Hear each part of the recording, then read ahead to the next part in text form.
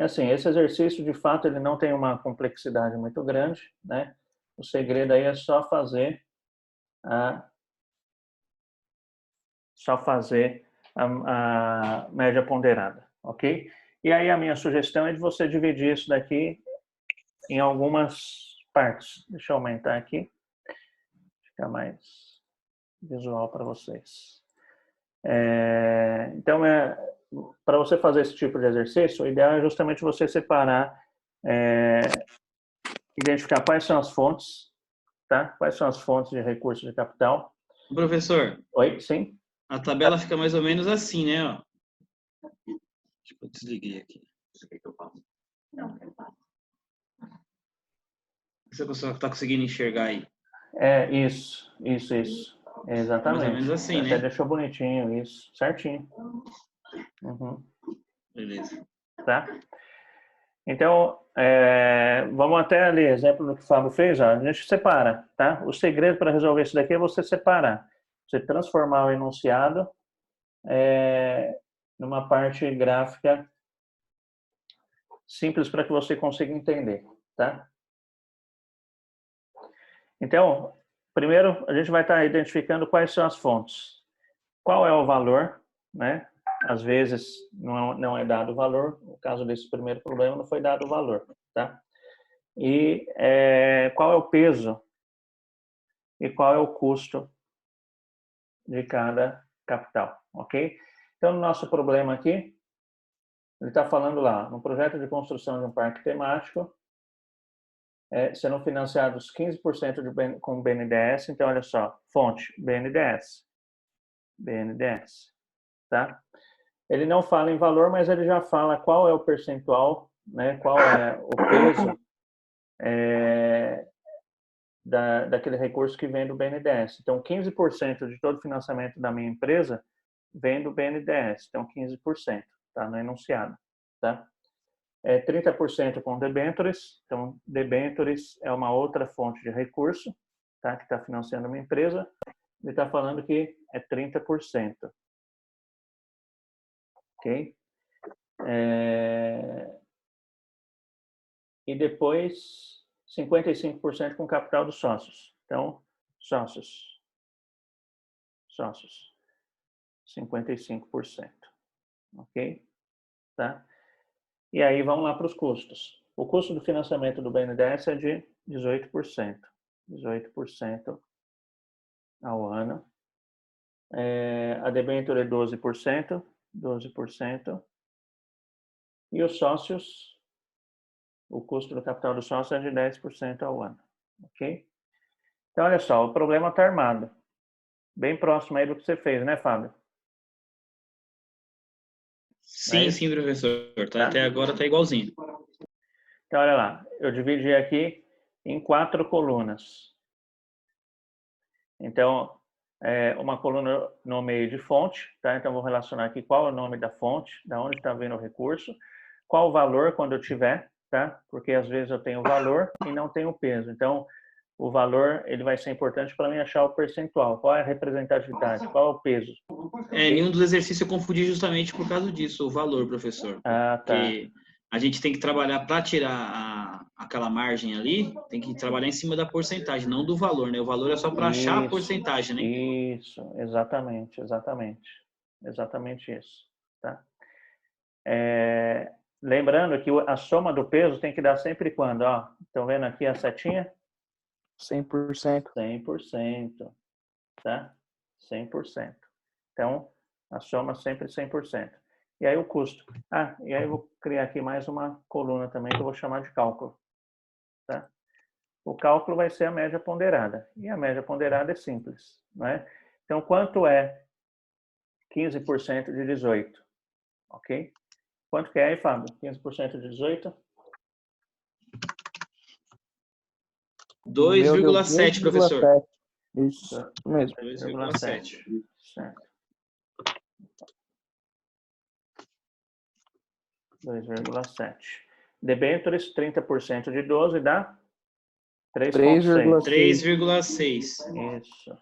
E os sócios, 55% de 10 dá 5,5. 5,5. Isso. Ok?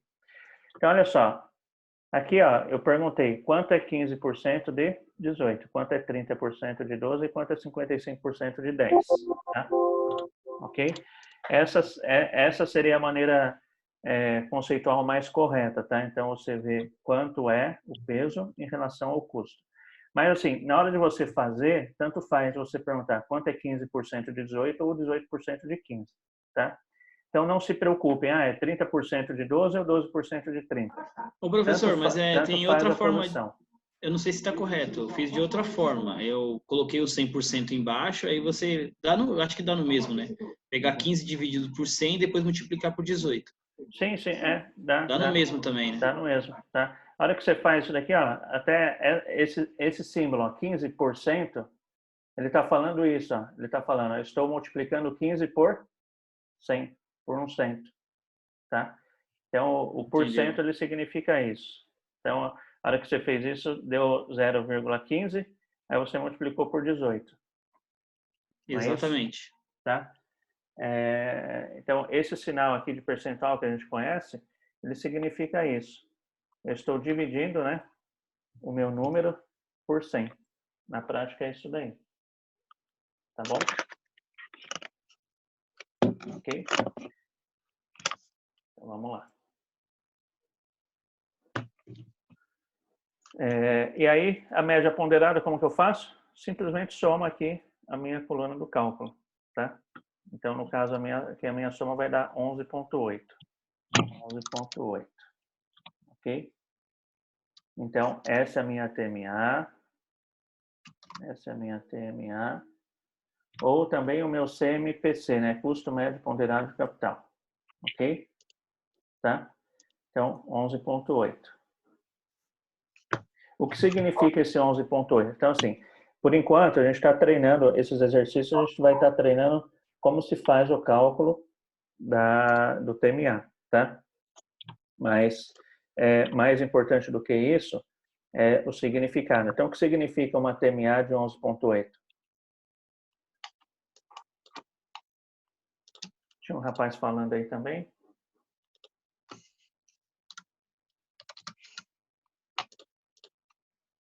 Significa, gente, uma TMA de 11,8. Bom, no caso aí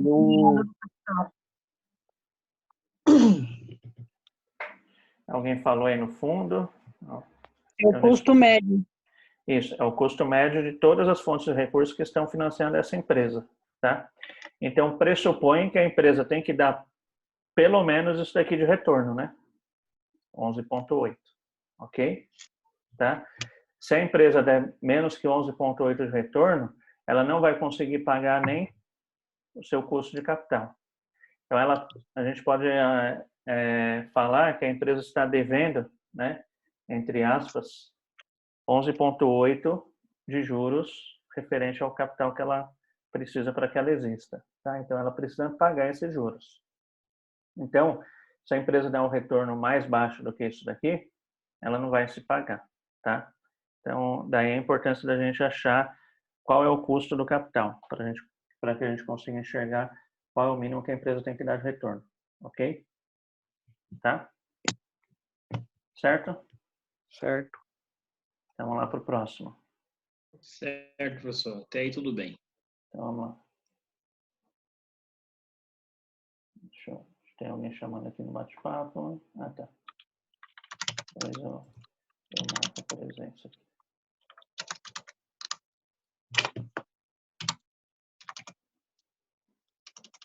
Então, vamos lá. Segundo probleminha. Então, olha só. Uma empresa possui um total de ativos de 50 mil, sendo que 60% é financiado com capital de terceiros. Sabe-se que o custo nominal da dívida é de 13% ao ano e o custo do capital próprio é de 20%. Calcule a TMA. Ok? Então, quais são as fontes de recurso dessa empresa nesse enunciado? Capital de terceiro, capital próprio. Certo. Capital de terceiros e capital próprio. Exatamente isso. Tá? Então, fontes. Capital de terceiros e capital próprio. Só isso. Ok? Aí ele até pega e fala aqui, ó. né, ele fala que o total do ativo é 50 mil, né? Esse valor aqui, para esse caso aqui, ele vai ser relevante para a gente. Por que ele vai ser relevante? Porque ele já fala lá qual é o peso. Ele está falando que 60% da empresa é financiado com capital de terceiros. 60% é capital de terceiros. Então, o peso de capital de terceiro, 60. Ok? Como as únicas duas fontes de recursos dessa empresa é de capital próprio e de capital de terceiro, qual vai ser o peso do meu capital próprio? 40. 40%. Exatamente. Por quê? Porque eu sei que a soma do peso tem que dar sempre 100, ok? E o enunciado está falando que eu tenho apenas essas duas fontes. Então, ele me falou que parte da minha fonte, no caso do capital de terceiro, é 60%. Logo, a diferença, né, os 40%, se refere a capital próprio, ok? Tá? Sabe-se que o custo nominal da dívida é de 13% ao ano. Dívida se refere a capital de terceiros, ok? Então, qual é o custo dele? 13%. 13%. E o capital próprio, o enunciado está falando que é de 20%. Então, calcule a TMA, ok? 20%. Aí, como se faz o cálculo, 60% de 13 ou 13% de 60, tanto faz aqui, vai dar 6, 7, 7,8, é isso? Isso mesmo. 7,8. 40% de 20 ou 20% de 40 dá 8. 8. Ok? Faço a soma. Aqui, como eu estou com o Excel, vou somar. Deu 15,8, professor. Isso. Então, qual é a TMA? Qual é o CMPC? TMA. 15,8. Ok? Então, o que significa? Esse é o custo médio ponderado de capital. Tá certo? Na verdade, professor, no lugar dos valores ali, os valores ali são relevantes, na verdade, né? O que conta é só as porcentagens mesmo, né? Sim. Nesse caso é relevante, porque ele já me deu o peso. O valor ele passa a ser relevante quando eu não tenho peso, né? Igual a gente vai ter para alguns probleminhas aí para frente. Tá? Ok? Tranquilo? Tranquilo, entendeu? Então tá bom. Então vamos lá. Deixa eu excluir e vamos para o próximo. Exercício número 3. Exercício 3. Uma empresa possui 1,5 milhão em ativos, sendo financiados por 500 mil de dívida com custo de 12% ao ano. O retorno exigido dos acionistas é de 15% ao ano. Determine o custo médio ponderado de capital. Olha só, aqui o enunciado já está um pouco diferente, né? Tá? Então, uma empresa ela possui 1,5 milhão em ativos, ok? Então, tudo que está investido na empresa é 1,5 milhão. Desse 1,5 milhão, eu sei que 500 vem de dívida, tá? Então, vamos lá. Fonte, dívida. Que seria aí o capital de terceiro. É uma maneira aí diferente de falar capital de terceiros, tá? Então, dívidas. Qual é o valor? 500 mil. Ok? Sim. 500 mil. Vamos lá. E aí ele pega e fala, Com custo de 12 ao ano. Isso. Aí ele fala lá, o retorno dos acionistas é de 15... Ah, tá. Isso. 500 mil, dívida com custo de 12% ao ano. Então, vamos colocar já o custo aqui, ó. Igual alguém sugeriu, aí a moça que sugeriu. Quem que falou? É Luana. Oi, Luana. Então, já vamos colocar lá, tá? Aí ele fala, qual é a outra parte do capital? Tá falando lá, ele tá falando que o retorno exigido pelos acionistas é de 15% ao ano, né? Então, a gente sabe que acionista ele significa ali capital próprio, tá? Mas se não quiser escrever capital próprio, escreve lá acionista, ok? O total que essa empresa tem em ativo é de 1,5 milhão. 500 são de dívidas. Então, quanto vai ser de acionista? 1 milhão. 1 milhão. Ok? 1 milhão. O total, né? Conforme anunciado, vou criar uma linha nova aqui. Não estou trabalhando com valores agora. Total, 1,5 milhão. Ok? Tá? Qual é o custo do acionista?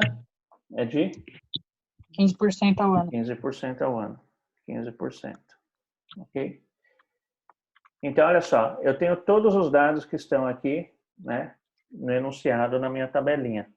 O que eu preciso para calcular aqui? Preciso achar o quê? O peso. Tá? Então, nesse tipo de problema em que ele não me dá o peso, a representatividade de cada elemento, então eu vou estar calculando o peso. Como que eu calculo o peso? É a parte pelo total.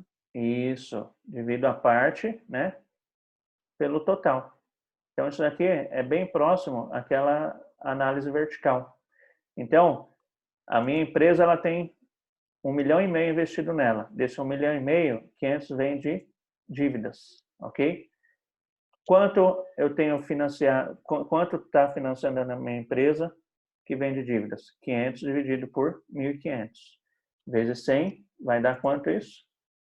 33? 30? 33,33. 33,33. Ok? Então, como que eu achei isso? 500 mil dividido por 1,5 milhão vezes 100, 33,33. Ok? Aí, o que a gente faz agora? Acha a diferença, né? Então, 1 milhão dividido por 1,5 milhão vezes 100 vai dar 66,66. Ok? Então, olha só. Achei o peso. Tá? Achei o peso, vou para o cálculo. Então, quanto é 33 e 33 de 12% ou vice-versa? Quem fez aí? Tá? Acho que vai dar 4. 4. Eu arredondei para 4. Tá. Não tem problema não. E 15% de 66 dá? Arredondei para 10. 10. 10 também, Ok. meu. Então, o que eu vou fazer aqui? Eu vou somar 4 mais 10 igual a 14. Esse é o meu CMPC, custo médio ponderado de capital. 14%. Ok? 14% ao ano. Tá? Tranquilo? Tranquilo. Simples, né? Tá? Então, isso significa, o que significa então, esses 14? É o mínimo que a minha empresa tem que dar de retorno. Se ela não der nem isso daqui, eu não consigo pagar nem o custo de capital dela. Tá bom? Ok? Então, vamos lá para o próximo. Excluir.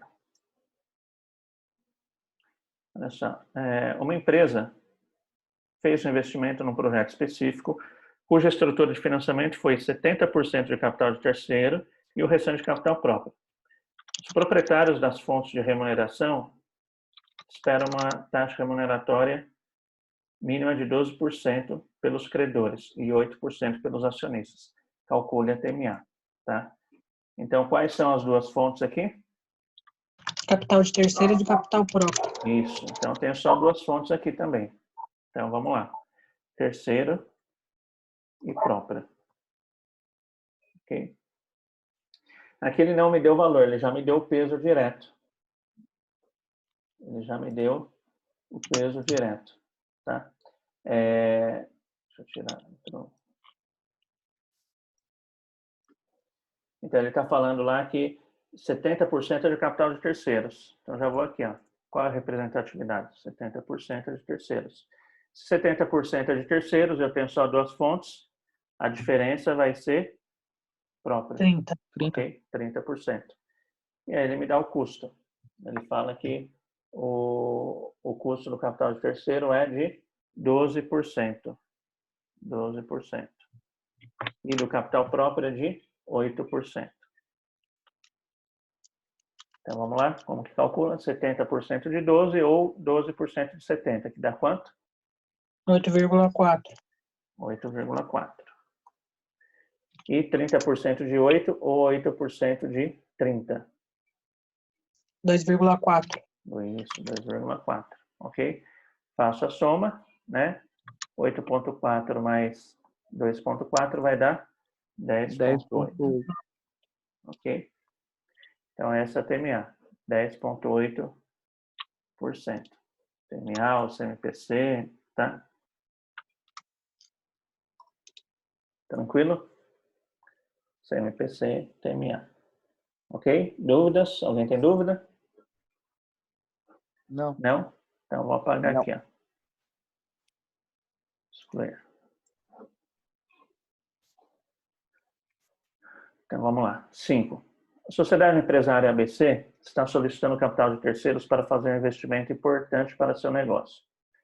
Como auditor, você deve analisar se a sociedade empresária está de acordo com as normas para ser selecionada por um programa de direcionamento de recursos.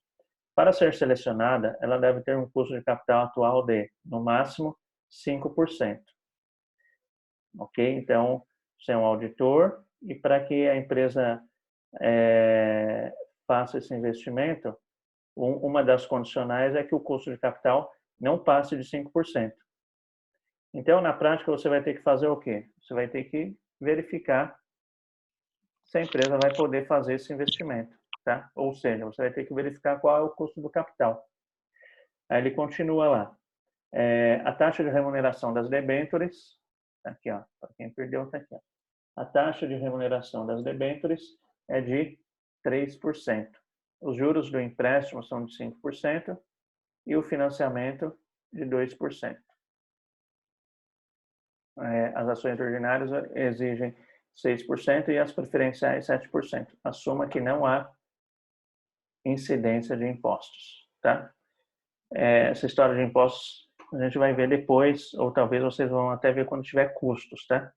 Aí vai entrar a análise lá de impostos também. Por isso que a gente está assumindo aqui que não tem, ok? Então, tá ali, ó. Eu tenho todos os custos e tenho todas as fontes, né? E aí tem um balanço patrimonial. Então, esse balanço patrimonial, para quem não entendeu, tá aqui, ó. Eu tenho o ativo, tá?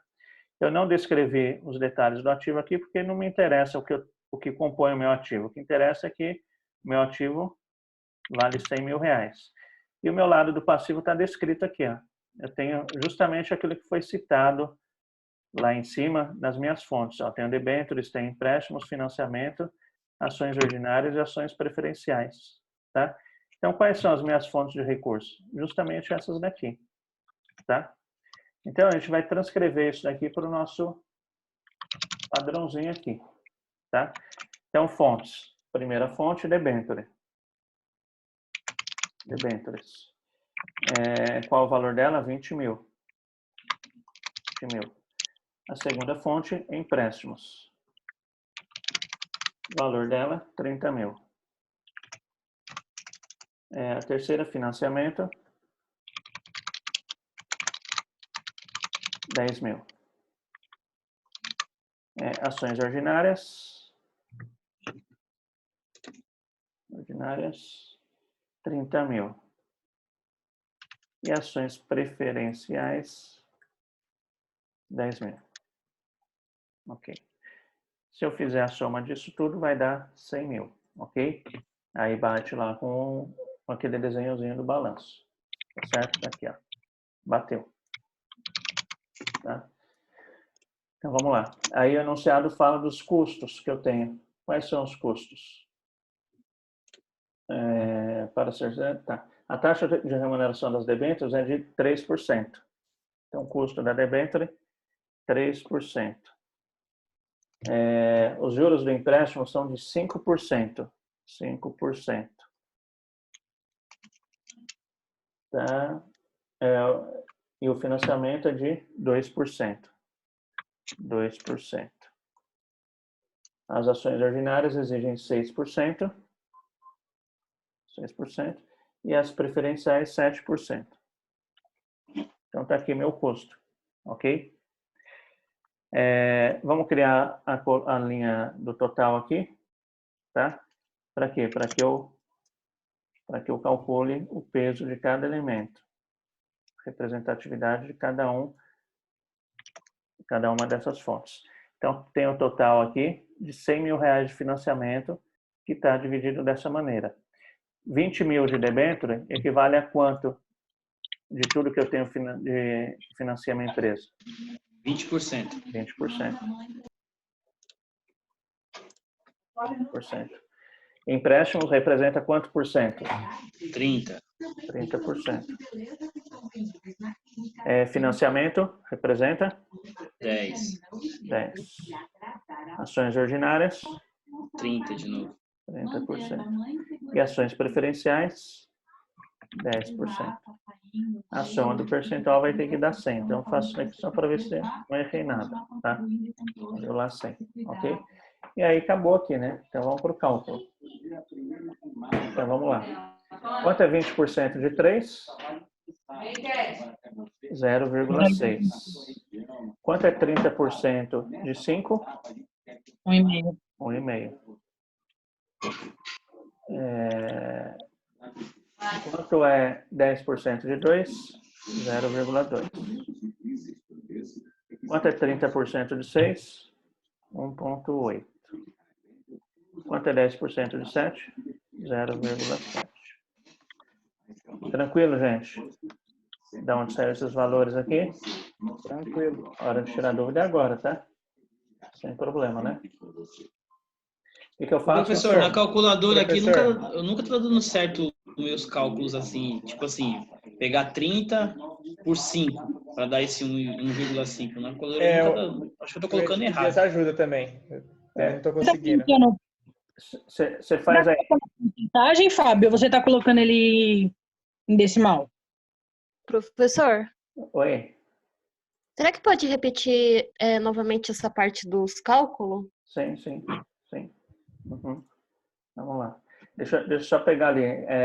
Eu já vou voltar na parte dos cálculos. O que você faz aí, ó, quem não está dando certo na calculadora? 20 vezes 3%. Não sei se ela tem aí o atalho do percentual ou não. Tá? Eu multiplico Ou também, assim. 3 vezes 20%. É isso daí. Tá? Você não pode colocar o percentual duas vezes, senão ela vai dar errado, tá? Não, mas aqui no meu tá dando 60. Você coloca o 20 vezes 3, dá 60. 20 vezes 3%, não é isso? Vezes 3, 20 vezes 3. Aí você coloca o sinalzinho de percentual. A calculadora é para calcular automático isso. Eu tô clicando no percentual 2 vezes. Esse era meu erro. É isso. Não pode clicar duas vezes. Você tá clicando 2 vezes, não tá clicando nenhuma? Tem que clicar, senão vai direto, né? Ô, Fábio, você pode colocar também o 20 vezes 0,03. Aí vai dar certo. Então, eu tava fazendo assim lá no Excel, né? Só que agora que eu tô em casa, na calculadora não tava batendo. Na calculadora você coloca 20 vezes 0,03. Aí vai dar. Porque no Excel você deixa selecionada a célula como percentual, ele já calcula automático, e você não se preocupa com isso. Aí agora na hora de fazer a calculadora eu tô confundindo.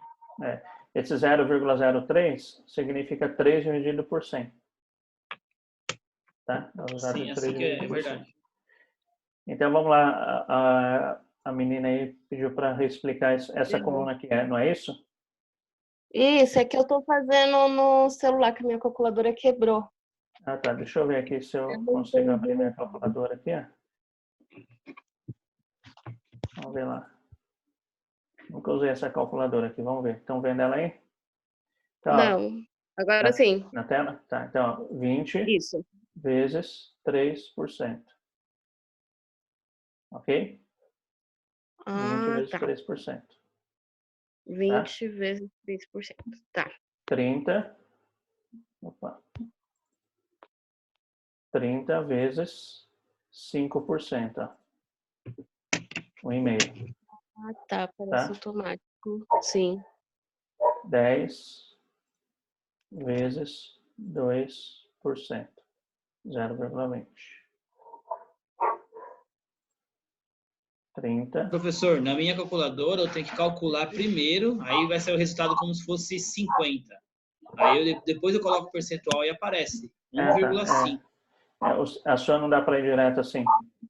Não, se eu coloco direto, que nem agora eu fiz esse cálculo que o senhor fez aí, de vez de dar 1,5, deu 0,05. E depende da calculadora também. A maior parte das calculadoras fazem desse jeito aqui. Ó. tá? Ah, entendeu. E aí, Mas eu já entendi a minha aqui já. Nós temos que 10 se entender, vezes eu e ela aqui. 7%. Obrigado, professor. Nada. Consegui entender agora. Tá? Ok. Tá. Aí eu faço a soma disso daqui, ó, do cálculo. Ó. A soma disso tudo deu. Como eu tô no 4,80. Excel, aí é facinho, né? Então, Então tá aqui, ó.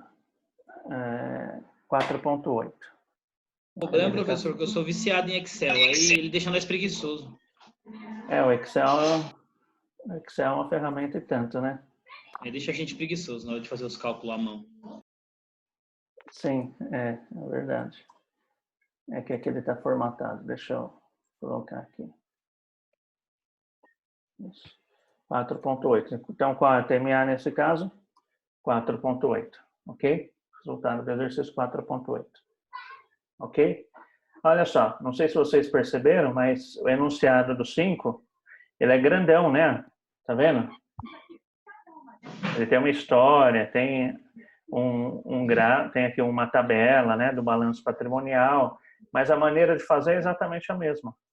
Na verdade, professor, eu achei esse mais fácil do que o outro, porque ele já deu essa tabela onde você tira Sim. os valores e ele já te projeta o que você tem que fazer, na verdade, né? Exatamente. Tá?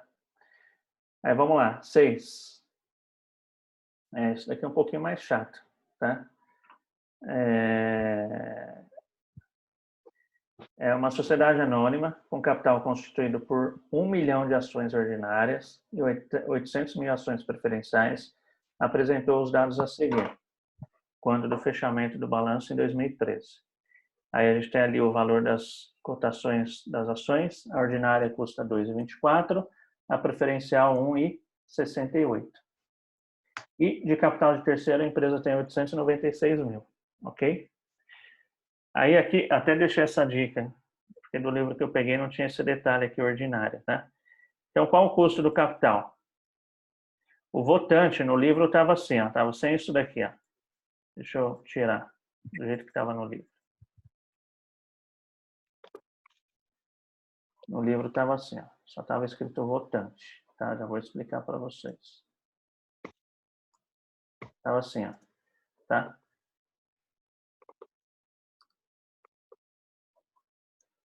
No livro estava desse jeitinho. Então, eu vou explicar para vocês. Isso daqui vocês vão estar vendo em mercado de capitais quando vocês forem ter, tá? Mas eu vou explicar para fazer sentido para vocês aqui. Existem dois tipos de ações: as ações chamadas ordinárias e as ações preferenciais. Não sei se alguém de vocês aí investe em ação, né? Se estava aí nessa queda que deu de ações. Sim, aí esses dias. Só perdi uns 3 contos só.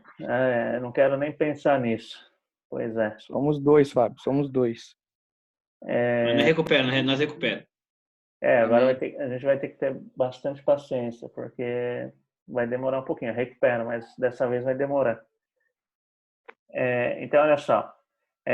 Para quem investe em ação já conhece, tá? Mas para quem não investe, deixa eu falar rapidinho aqui qual o significado disso. Ação ordinária significa o quê? Significa aquelas ações que dão direito a voto, tá? O que significa a palavra ordinária? Quem sabe? Significa a palavra ordinária? Só para descontrair. As mulheres adoram falar isso. Quando uma mulher chama a outra de ordinária, está chamando do quê, gente? Se você pegar o dicionário aí, você vai ver que ordinário significa o quê? Comum. Tá? Então, ordinário é comum. Tá?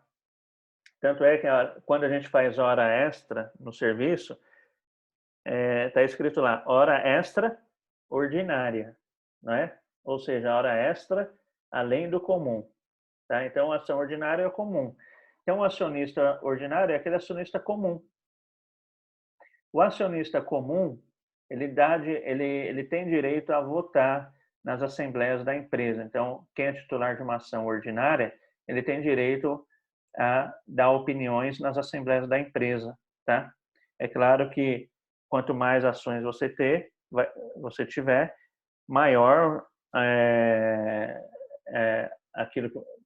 maior influência você vai ter diante daquilo que você falar, né? Tá?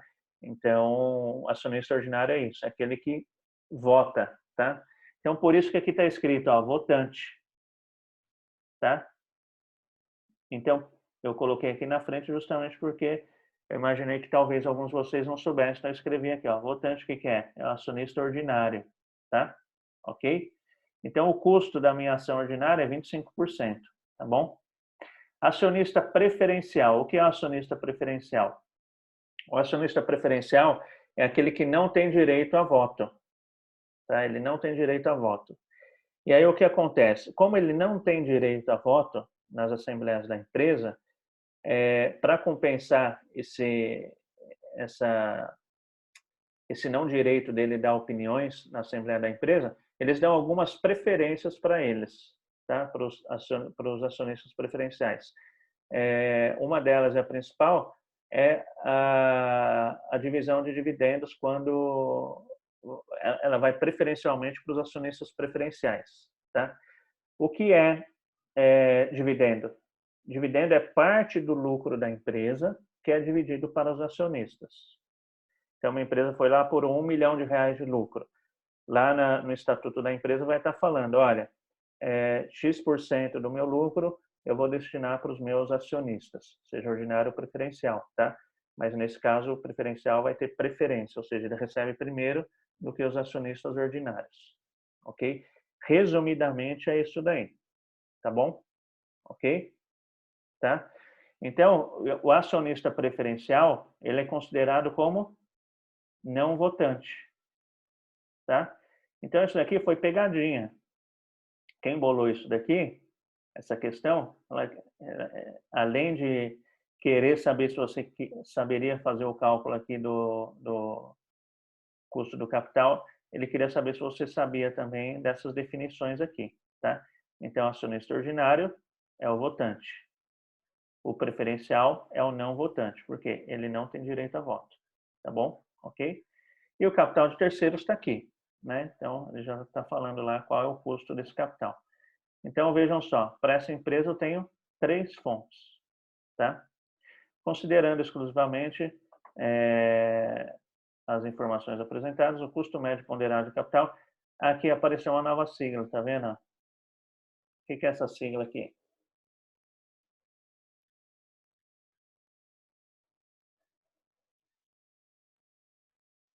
Faço nem ideia, professor. É a sigla de custo médio ponderado de capital, tá? W é weight, o A é average, C é custo, cost, e o outro C é capital, capital também em inglês, tá? Então, custo médio, né? Weight seria, uma tradução literal, seria pesado, né? Pesado a gente sabe que é ponderado. Então, custo médio ponderado de capital. Então, essa sigla aqui, eventualmente vocês vão encontrar, tá? Então, em vez de estar escrito lá TMA ou CMPC, em português, eventualmente vocês podem encontrar essa sigla aqui, ó. Que é isso daqui, ó. Wait.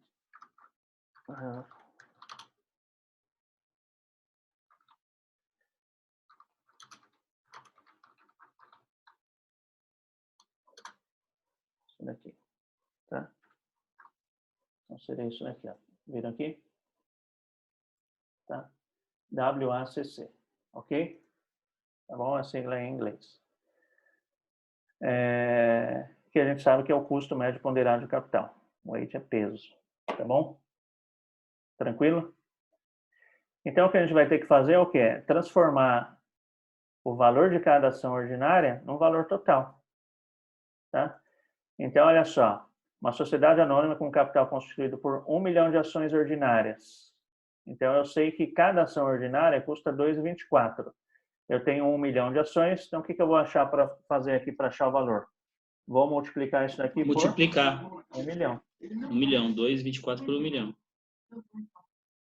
Vai ser igual a 2.240.000, é isso, né?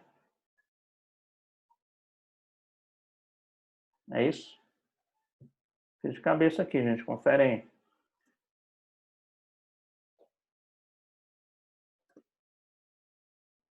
Tá? Então a pegadinha está aqui. 2.240.000, né? Isso, 2.240.000. Preferencial, eu tenho quantas ações? 800.000. Então, eu vou fazer o quê? Eu vou multiplicar 1,68 por 800.000 ações que eu tenho.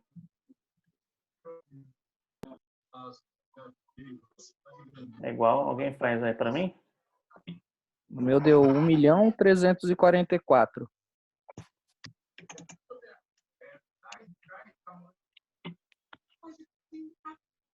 Também deu, professor, 1.344.000. 1.344.000. Ok? Então, é isso daí. Ó. Então, achei todos os meus valores que financiam a minha empresa. 2.240, 1.344 e 896. Vou jogar isso daqui lá para a nossa tabelinha. Tá? Então, eu vou arrastar aqui do lado para conseguir escrever. Então, vamos lá. Deixa eu excluir tudo aqui. Ô, avisa pro pessoal aí que eu também tenho TV aqui, estou escutando também o jornal. Uhum. Então, vamos lá. Ação ordinária. Ordinária. O valor dela é de 2.240.000. 2.240. Preferencial. Preferencial. 1.344.000. E terceiros, 896.000. Ok? Então tá aqui. Vou deixar bonitinho aqui em valor e tal. Aí vamos achar meu total. Total. Vai ser simplesmente a soma. Eu vou somar os três, vou ver quanto está sendo financiado.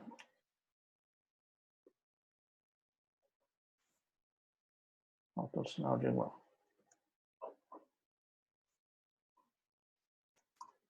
Tá aqui, ó. Então, a minha empresa está sendo financiada com 4.480.000, ok? Então, vou achar aqui. Então, 2.240 equivale a quantos por cento de 4.480? 50%, não é? Isso, que é metade. Sim, metade. Tá? 1.344.000 equivale a quanto de 4.480? Como que eu faço? 1.344 dividido por 4.480. Tá? Vezes 100. Então, ó. Dá 30%, professor. Redondo? Sim. Então, tá Isso. bom. Vamos lá. 30. Então, se aqui deu 50, aqui 30, o de terceiro vai ser? 20. 20%. Tá? E aí, o problema continua lá. Ele fala que o custo do capital votante é de 25%. O votante quem é na história? Os ordinários. Isso. Então, 25%. Ok? O preferencial é? 22%. Que está lá como não votante. Ok?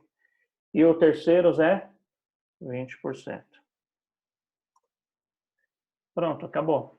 Agora, né, vou lá e faço o cálculo. 50% de 25, 12,5. 30% de 22, 6,6. 20% de 20, 4. Faço a soma.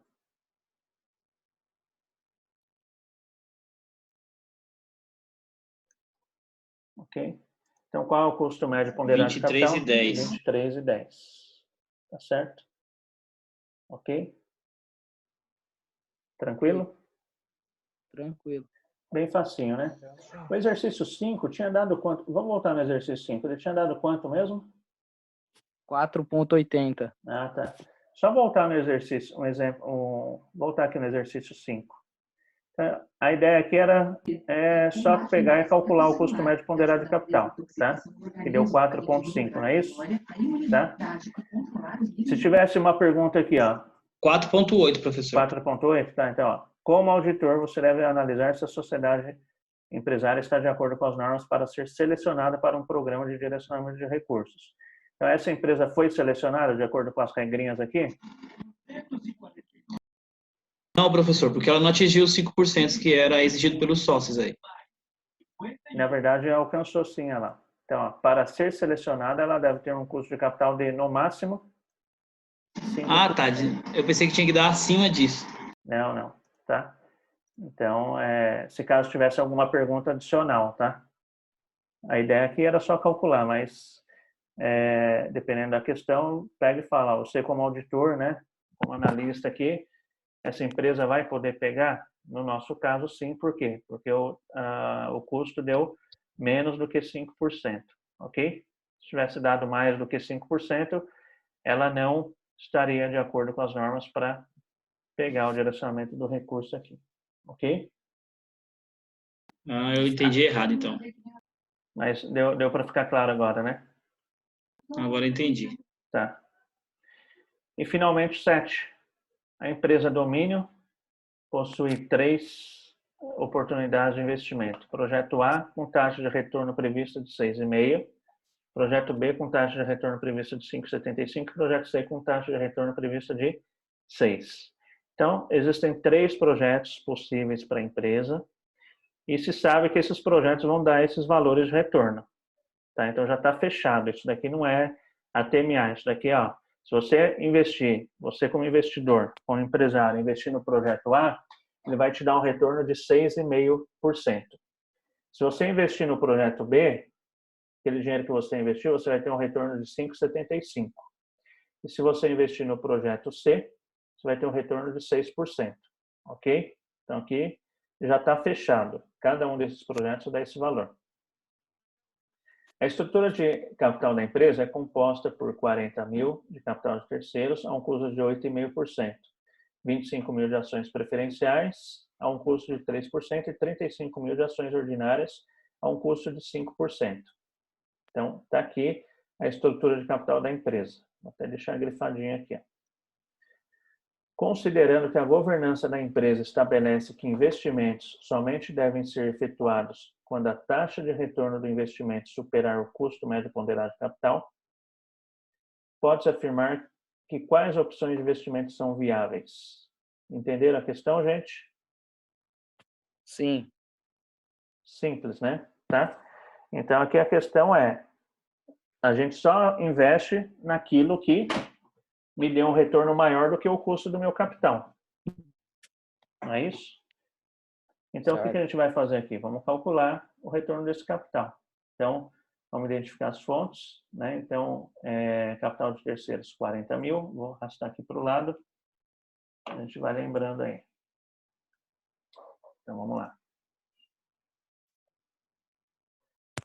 Excluir.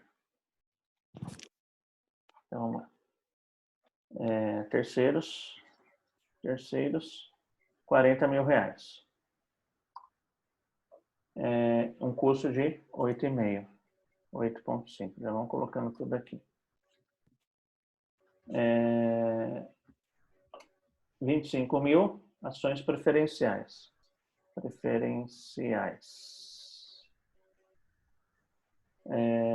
25 mil.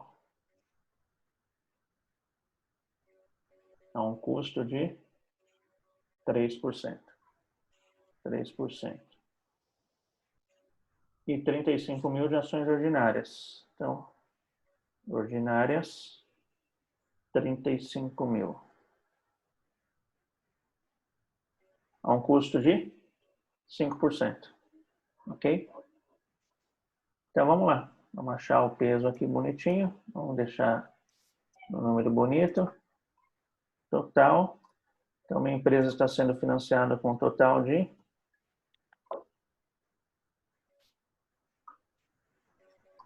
R$100 mil, ok? Qual é o custo desses R$100 mil? Então, 40 mil corresponde a 40% de 100 mil. Então, 40%. 25 mil corresponde a 25 e 35, 35%. Ok? Então, quanto é 40% de 8,5? 3,4. 3,4. 3,4. Quanto é 25% de 3? É 0,75? Acho que dá 0. Isso, é 0,25, não, 75, né? é 75,75, né? Isso.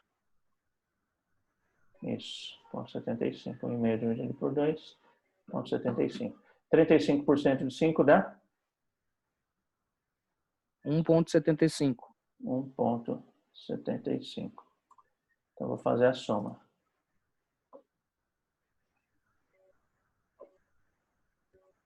Então, qual é o custo desse capital?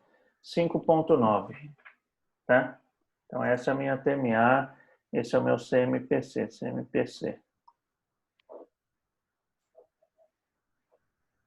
Aí a pergunta lá, né? Deu quanto? 5,9. Então, o custo do meu capital é 5,9.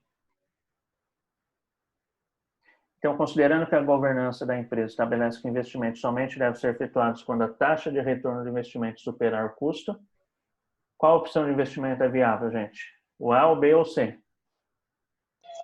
B? Só o B, né? Só o B é viável. Por que só o B é viável? Porque é o único que está abaixo do custo do capital. Aliás, não, tá errado. Não é o B, não. Tá errado. Não é o B, não, Fábio. Professor, na verdade, eu nem falei nada porque eu estou em dúvida, É? porque as disso É o projeto A. Vou deixar aqui um verdinho diferente aqui, ó. É o projeto A. Deixa eu ver se fica bonitinho em branco aqui. E o projeto C. Alguém chamou aí no fundo uma moça? Quem foi? Alguém chamou? Quem foi? eu acho que foi a Lu. Não? Ah, tá. Então, eu vou falar aqui, professor. Na verdade, eu não entendi o porquê que é o A e o B e o C.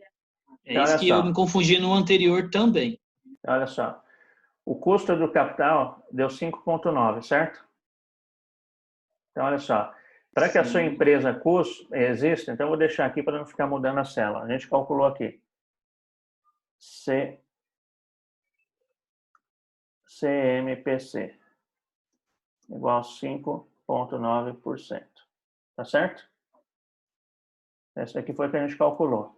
Então, para que a minha empresa exista e adote o projeto A, ou B ou C, eu vou ter que pegar capital para que ela exista. Ok?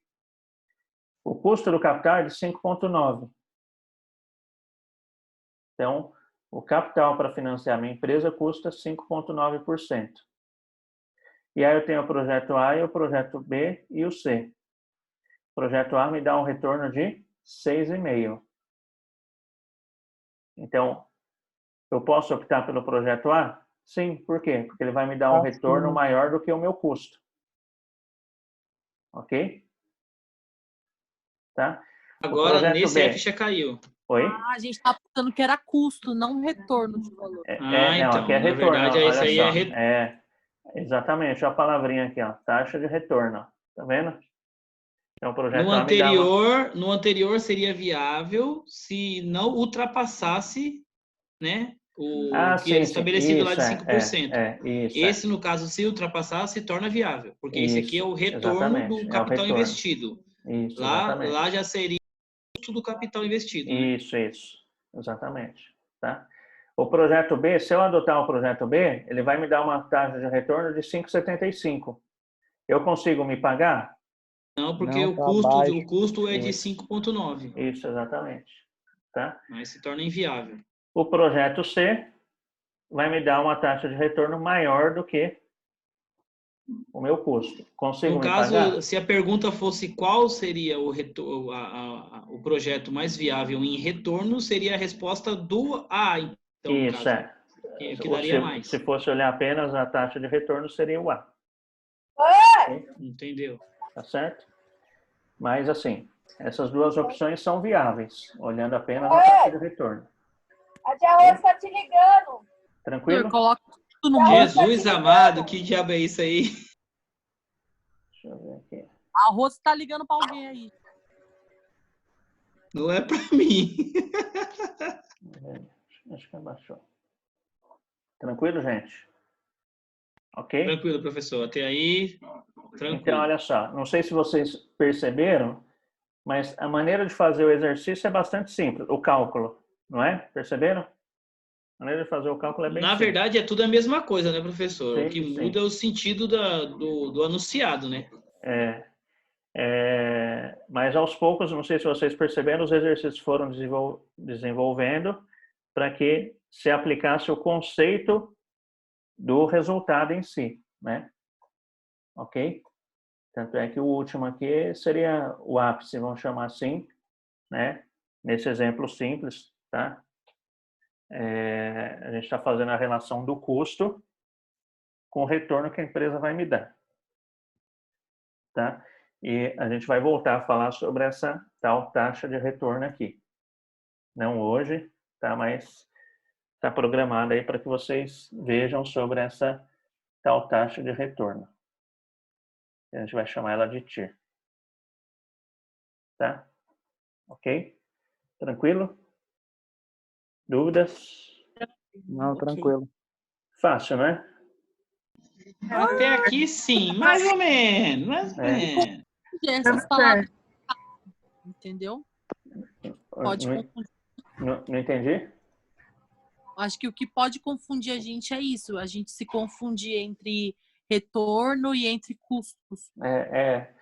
Mas aí já, de fato, se não estiver prestando atenção, confunde. Ele pega, né? Tá? Mas aí é justamente estar vendo ali o detalhe para ver o que ele pede mesmo. Certo? Ok? Ok. Então tá bom. Ok. Então é isso daí. Professor, tá fácil porque a gente tá fazendo com você, né? Porque eu li isso daí e eu queria ficar doida já. Ah, tá. Não, mas Então, professor, Vocês vão dessa ver, lista vocês que o vão. senhor passou, como eu te disse, eu travei na 4, que eu confundi o anunciado, né? 4. E essa 6 que eu não fiz. O restante eu consegui desenvolver. Ficou só Tá. essas duas que eu não fiz mesmo. Não, mas agora vocês conseguem deslanchar. Tá? A 6 e a 7, no caso, Esperem né? Que eu passar não uns consegui 2, fazer. 3 dias. Esperem passar uns 2, 3 dias e refaçam eles, né? O senhor fala numa calma como se fosse fácil. Verdade, Camila. Não é uma calma, tranquilidade. Mas É pessoa preparada, né, filho? Aí, isso daqui é a preparação do que a gente vai estar... A gente vai estar aplicando isso daqui no VPL, na TIR, tá? Então, o conceito que tem que tá bem claro para vocês aí. Maneira de fazer é simples, mas se apeguem ao conceito, tá? No exercício valendo nota, vai ter alguns exercícios de PMA para vocês fazerem também, tá?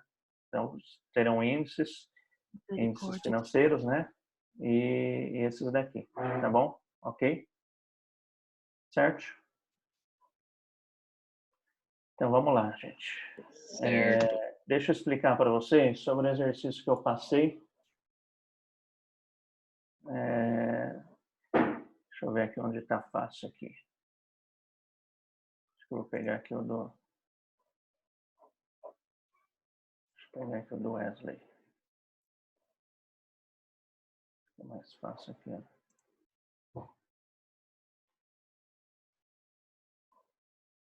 Vamos abrir aqui o exercício.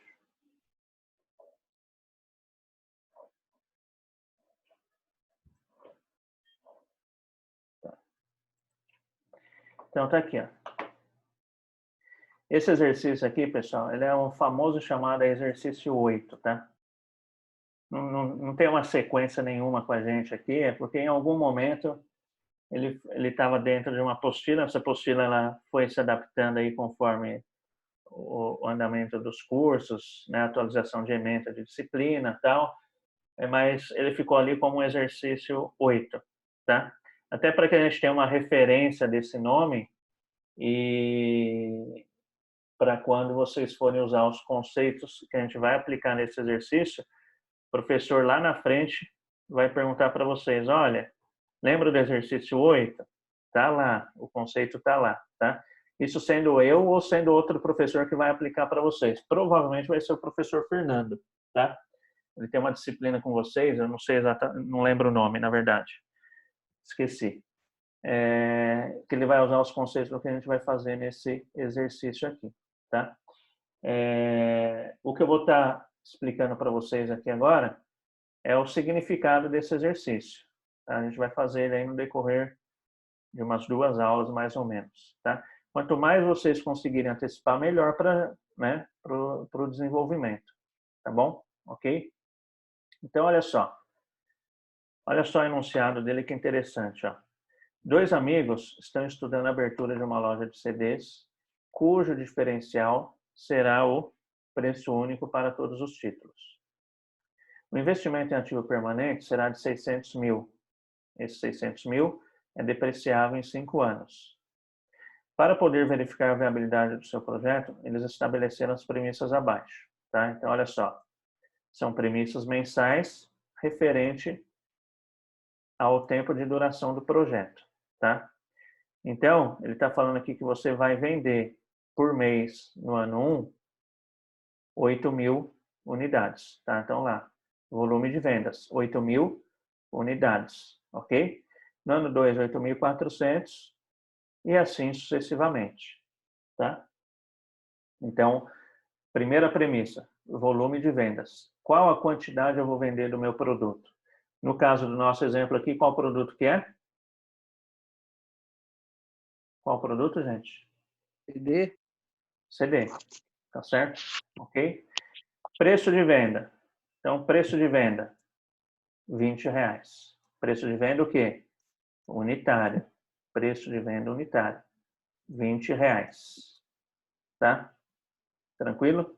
E aí, para facilitar, né, até para efeito didático, eu mantive aqui os 20 durante os 5 anos. Ok? Então, preço de venda aí, 5 unidades. R$20 por unidade.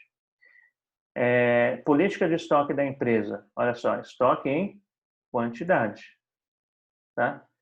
Então, a política do estoque da empresa é que eu mantenho aí 24.000 CDs em estoque na minha prateleira no primeiro ano, 25.200 no ano seguinte, e assim vai crescendo. Ok? Tá? O custo, né? Então, quanto a minha mercadoria vai me custar? R$10. Ok? E o gasto fixo mensal. Então, eu vou ter de gasto fixo aqui R$60.000. Tá certo? E aí depois continua aqui, ó. É pressuposto que 30% das vendas serão à vista, né? E 70% para recebimento em 30 dias. Então, de tudo que eu vender, de tudo que for vendido, 30% eu vou receber à vista e 70% eu vou receber em 30 dias. Também consideram que os fornecedores consideram 30 dias de prazo para pagamento das faturas e que despesas fixas serão pagas sempre no próprio mês. Então, aqui está a minha política de recebimento e pagamento. Então, de recebimento, o que é? 30% à vista e 70% em 30 dias, em um mês. Política de pagamento com os meus fornecedores, tudo em 30 dias. Tá? Ok? E despesa fixa será paga tudo à vista, ou seja, tudo no próprio mês. Tranquilo? Então, olha só, a ideia aqui que aqui a gente tem um plano de negócios, simples, mas é um plano de negócios, tá? É um planozinho de negócio aqui. Acho que a matéria que o professor Fernando vai lecionar para vocês até tem esse nome, plano de negócios, alguma coisa bem parecida com isso, tá? Então, o que ocorre num plano de negócios? A parte final de um plano de negócio, que vai identificar se aquele projeto é viável ou não, é justamente a parte financeira. É a parte financeira que pega e identifica se o projeto vai ser viável do ponto de vista financeiro ou não. Ok?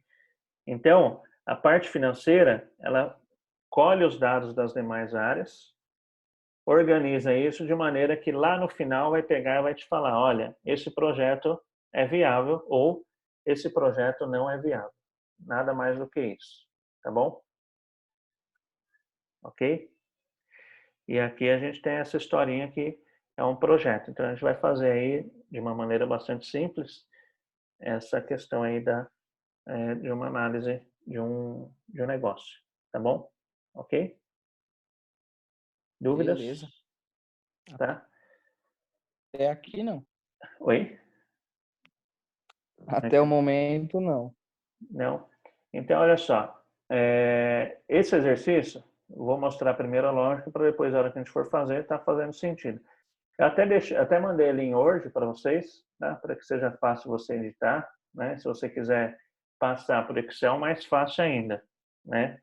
Que aí a fórmula que você utilizar aqui na primeira, você arrasta e acabou. Você consegue resolver esse problema bastante fácil, tá? Então, a pergunta final desse problema é: vale a pena fazer investimento para que esse negócio saia do papel ou não? É isso, tá? Nem nada mais é do que um plano de negócios. E aí ele está dividido em 10 quadros. Então, para que a gente chegue a essa resposta, ele está dividido em 10 quadros, tá? Olha lá, 8.1 até o quadro final, 8.10. Tá? 8.10. Tá certo? Então, aqui, o que a gente vai fazer? Professor, isso aí é um exercício só? É um exercício só. Deus me livre, guarde. Esse daqui é um exercício só, tá? Então, assim, esse exercício é um só e a resposta final está aqui, ó. Essa é a resposta final. É com base nessa resposta que você vai dar seu parecer se o projeto é viável ou não do ponto de vista financeiro, tá? Só que para você chegar a isso daqui, você tem que ter todo aquele esquema antes lá. Então, se a gente errar alguma coisinha antes aqui, sei lá, erramos aqui, ó. Então, o seu resultado aqui vai estar errado, porque tudo está interligado e vai terminar aqui. TIR e VPL. Como se fosse o balanço, né? Isso, tá tudo interligado. Tá bom? Ok? Assim, a gente vai estar fazendo ele, tá? Se vocês verem as operações matemáticas que tem nesses quadros, tá? Então, eu deixei dicas aqui, ó. Então, para que primeiro item que eu vou calcular, projeção de compras. Projeção de compras do quê? Daquilo que eu vou vender, não é? Daquilo que eu vou vender. No caso do nosso exemplo é o quê? Meu CD. Então, se eu vou estar vendendo CDs, eu tenho que comprar esses CDs. Então, o primeiro item lá é a projeção de compras, tá? Então, até para efeito didático, é claro, primeiro a gente vai identificar qual a quantidade, então quantos CDs eu tenho que comprar, tá? E aí depois eu vou transformar essa quantidade em valor, que é o que me interessa no financeiro, né? Tá? Mas a gente vai fazer bem passo a passo, então vamos enxergar primeiro quanto eu tenho que comprar e depois eu transformo isso em valor, tá? Então, olha só, se a gente perceber os cálculos que a gente tem, olha só, são bem simples, ó. Deixei a dica aqui, ó. Então, para que eu identifique qual é a quantidade daquilo que eu tenho que comprar, do que eu vou vender, nada mais é do que o volume de vendas projetados mais o estoque final menos o estoque inicial. Essa continha me dá o resultado de quanto eu tenho que comprar, tá certo? No caso aqui em quantidade, e aqui quanto isso vai me custar em valor. E se vocês perceberem, olha só, operação matemática, olha só, tudo operações simples, tá vendo? Aqui também é mais e menos, tá sem o sinal, mas ó, mais e menos, mais e menos, mais e menos, olha só, mais e menos, mais, aqui pode ser um ou outro, a gente vai ver, tá? E assim vai indo, tá bom? O cálculo do ponto de vista matemático mais complexo vai ser o VPL e a TIR, tá? Mas se vocês verem do ponto de vista matemático, o que a gente vai estar fazendo aqui nada mais é do que uma grande continha de mais e menos. E apesar de ser continha de mais e menos, é que está o X da questão. É bastante importante saber o significado. Então, desde o primeiro dia de aula, eu venho batendo bastante nessa tecla com vocês, né? Significado, conceito, não é? Tanto é que a primeira aula foi o quê? Foi revisão da estrutura do balanço, para que vocês relembrassem o conceito, né? Então, matematicamente é simples, mas você tem que saber por que eu somo e subtraio. Então, a gente vai estar explicando aqui justamente o significado de cada uma dessas linhas até o final lá, ok? Tranquilo? Justamente para que a hora que você for aplicar isso no seu plano de negócios, lá na disciplina lá na frente, você saiba interpretar o número final que vai dar aqui esse problema. Tá certo? Ok? Vocês estão aí, gente? Sim, professor, sim. Então, antes disso, quando eu começo a apresentar isso daqui, eu mostro para vocês aí. O computador está tão cheio de coisa aqui, eu não estou conseguindo ver que horas são. Que horas são, gente? 8h27, professor. Tá. Então tá bom, não tem um tempinho ainda. Então, olha só. Quando eu abro esse exercício, o que eu faço a questão de apresentar para vocês é da onde vem esses números aqui, ó. Tá? Volume de vendas. Então, quem vocês acham que define esse número aqui, volume de vendas? Qual área da empresa define quanto você vai vender?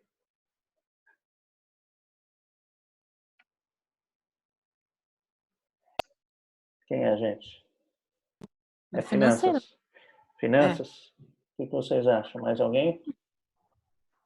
Marketing, talvez? Eu acho que essa projeção de venda é feita através de pesquisas, né, professor? Que é o que eles pretendem aí atingir no mercado mediante pesquisas. Isso, é marketing, estudo de mercado, tá? Não é finanças que define quanto você vai vender. Quem define o preço de venda? Quem define o Marketing preço? e compras. Quem? Marketing juntamente com compras. Na verdade, não é nem compras, mas é o marketing, é estudo de mercado. Mas marketing, Tá. o compras define o preço que ele vai comprar o matéria-prima. Não necessariamente. Aí teria a ver com custo, né? A gente vai chegar lá, calma aí. Quem define a sua política de estoque?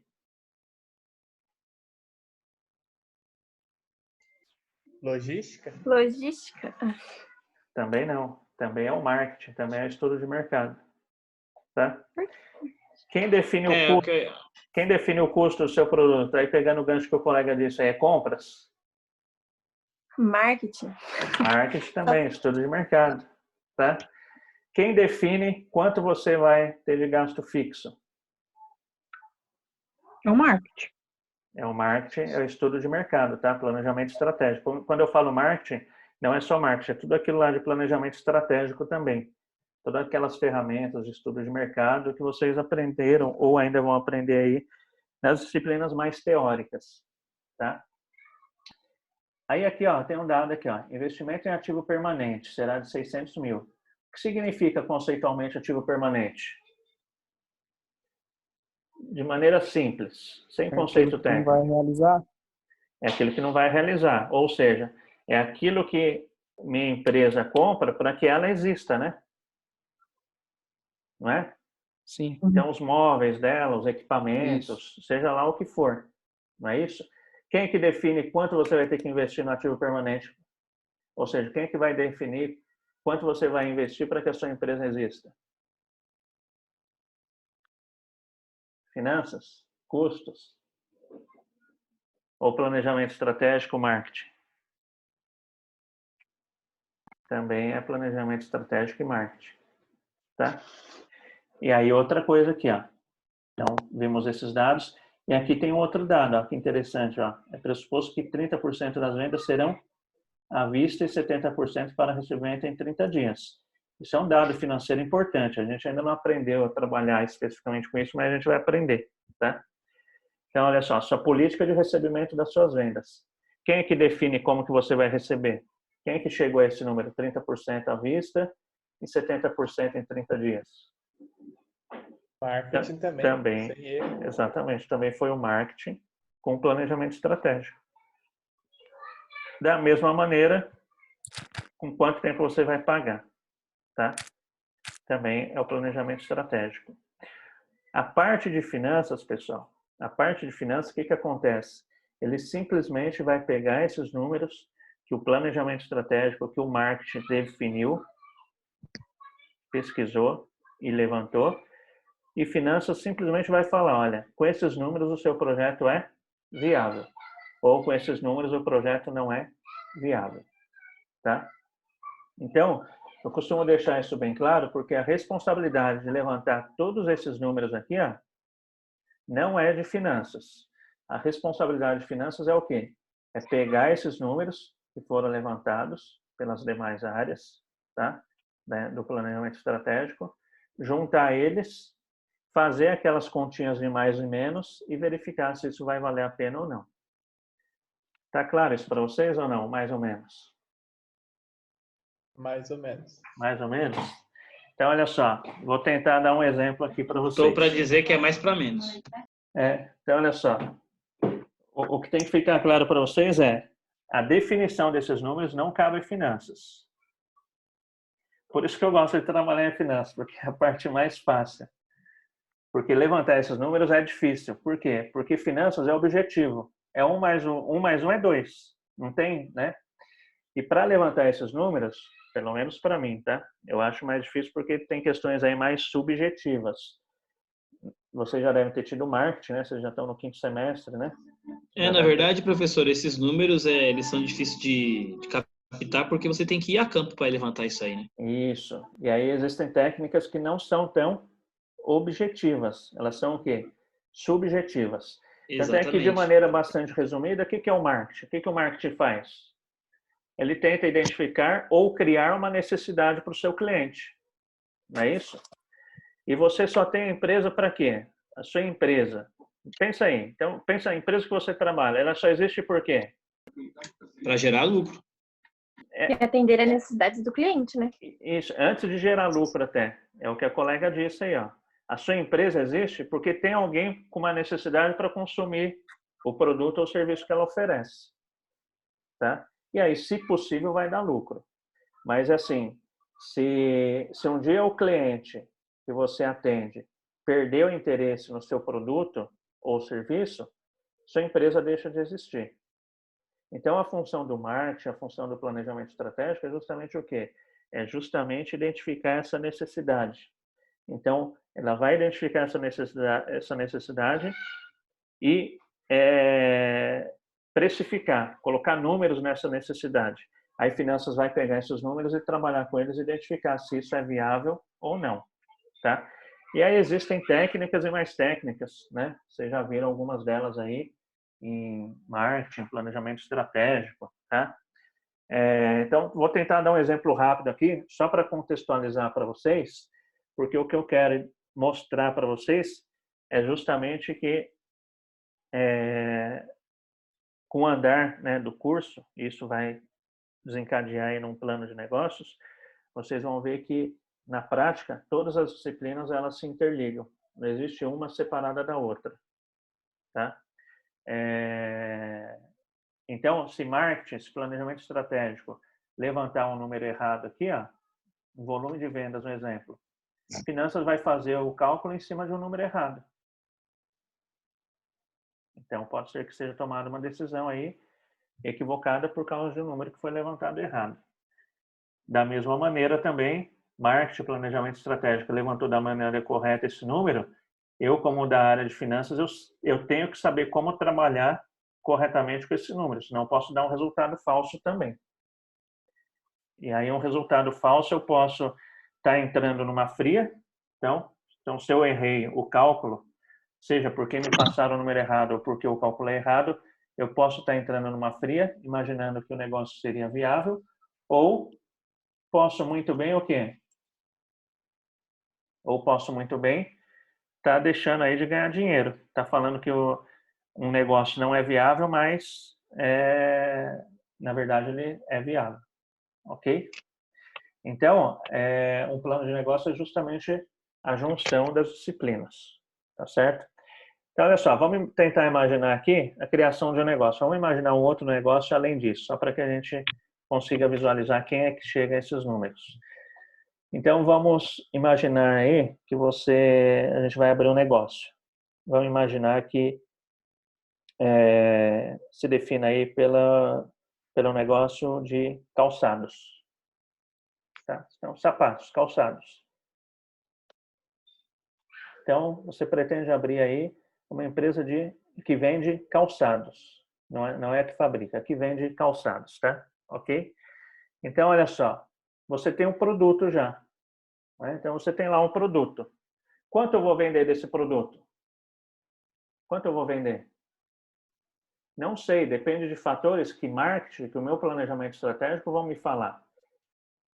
Então, primeira pergunta, você vai querer ser uma loja de sapatos. Então, olha só, número que vai me influenciar aqui no meu volume de vendas. Você vai querer ser uma empresa que vende sapatos em âmbito nacional, em âmbito estadual, em âmbito regional ou só na cidade ali? Perceberam? De uma maneira bastante simples, eu já consigo perceber que eu vou ter diferenças do quê? No meu volume de vendas. Provavelmente, se eu for uma empresa que vou vender em âmbito nacional, o meu volume de vendas vai ser maior do que se eu vender ali só no bairro da minha cidade. Concordam? Então, quem é que vai definir esse número? Planejamento estratégico. Então, onde eu vou atuar? Quem que responde essa pergunta? Onde eu vou atuar? Planejamento estratégico. Tá? Especificamente nesse contexto, eu lembro de umas ferramentas de marketing que eu estudei há alguns anos atrás aí, já faz um tempinho. Apesar que eu vou fazer 28 anos só semana que vem, mas já faz um tempinho aí que eu estudei marketing. Mas uma delas na época que eu estudei, eram 4 P's. Hoje acho que tem mais P's. Tinha lá preço, produto, promoção. Um deles era penetração. O que significava penetração? Quanto eu vou querer atingir do mercado de calçados? Não é mais ou menos isso? Vocês que estudaram recentemente aí. Promoção e praça. Oi? Preço, produto, promoção e praça. Tem essa questão aí eu vi alguma coisa aí de penetração, tem mais uns outros aí também, que seria ver aí com a região, quantos % do mercado você vai querer atingir. Mas tem também. Mas a praça, né? A praça tá aí dentro No também. caso Então, é a praça, qual né, professor? Isso já é a praça. Qual praça eu vou querer atingir? Tá? Então, olha só, são perguntas embrionárias e estratégicas no surgimento da minha empresa que vão influenciar onde? Na identificação desse número. Então, alguém vai ter que pegar e pesquisar. Bom, se eu for fazer uma venda nacional, eu consigo atender, né? Eu vou vender X. Tá? Se for uma loja regional, uma loja só no bairro, vou vender Y. Tá? Qual é a fatia do mercado que eu vou querer? Então, qual é a fatia do mercado que eu vou estar querendo? Então, qual é o meu objetivo? Vou querer quantos % da fatia nacional se entrar? Então, olha só, são dados que vão identificar o quê? Meu volume de vendas, tá certo? E aí, assim, a hora que você olha o produto, você começa a estratificar ele. Então, exemplo, calçados. Então, primeira coisa aqui no nosso exemplo, vamos definir aqui região de atuação que eu citei. Mas dentro de calçado, calçado é um universo grande. Então, eu tenho calçados masculinos, tenho calçados femininos, tenho calçados para crianças e tenho todos os calçados. Eu posso vender todos ou apenas cada um desses, perceberam? Então, é aquilo que eu falei, a questão é bem embrionária. Então, a minha empresa vai nascer para quê? Para vender calçados para todos, ou não? Para vender calçados para crianças, calçados masculinos ou calçados femininos. Vocês estão percebendo que isso daqui, a definição lá do começo, vai me influenciar nesse número aqui de volume de vendas? Conseguem perceber? Sim ou não, gente? Sim, sim. Tá? Então, sim. conforme você vai especificando, porque um planejamento estratégico faz isso, não faz? Ele sai de uma ideia ampla e vai o quê? Vai especificando para funilar para que você chegue exatamente aquilo que você quer fazer, não é? Tá? Então, volume de vendas. Então, vamos considerar aqui que a gente vai pegar e vai trabalhar com sapatos femininos, tá? Então, olha só, já descartamos aí uma boa parte aí de volume de vendas. Então, vamos considerar para o nosso exemplo aqui E a gente está começando o planejamento estratégico da nossa empresa, a gente vai trabalhar aí com calçados femininos. Então, a gente já sabe qual a fatia a gente quer, só calçados femininos. Então, vou ter diferença no meu volume de venda se eu for vender só feminino ou feminino e masculino, né? Ou só masculino, ou para criança, sei lá. Consegue perceber? Tá? Então, aquilo que define. Aí, o que ocorre? Daí, eu vou sair para pesquisa. Né? Sair para pesquisa para identificar o quê? Qual a necessidade do meu cliente? No caso aqui, público feminino que quer sapatos. Ok? Tá? Então, isso depende do quê? Da pesquisa. Depende do planejamento estratégico, depende do qual é a ideia que eu tenho, tá? Então a gente definiu, já estratificamos aí para sapatos femininos. Agora vamos colocar duas situações. Então, vamos para a gente comparar como isso pode variar aí no volume de vendas e nos demais números, tá? Então vamos imaginar que a gente vai atuar no segmento aí de vendas de sapatos femininos, ok? Tá? E aí lá no planejamento estratégico, no marketing, alguma dessas disciplinas aí, tem lá, qual é a praça? Vocês falaram, tem lá a praça. Não é? Então, a praça significa o quê? De maneira bastante simples. Aonde vai vender? Isso, onde eu vou vender isso. Tá? Então, vamos colocar aqui no nosso exemplo duas praças. Vamos colocar aqui duas praças. Vamos colocar a praça... vamos colocar ali... Vamos colocar aí a Rua Oscar Freire, tá? Não sei se todos conhecem a Rua Oscar Freire lá em São Paulo, Radoc Lobo, aquela região ali. Sim. Vocês Sim. conhecem? Sim. Tá? Uma região ali de lojas de luxo, tá?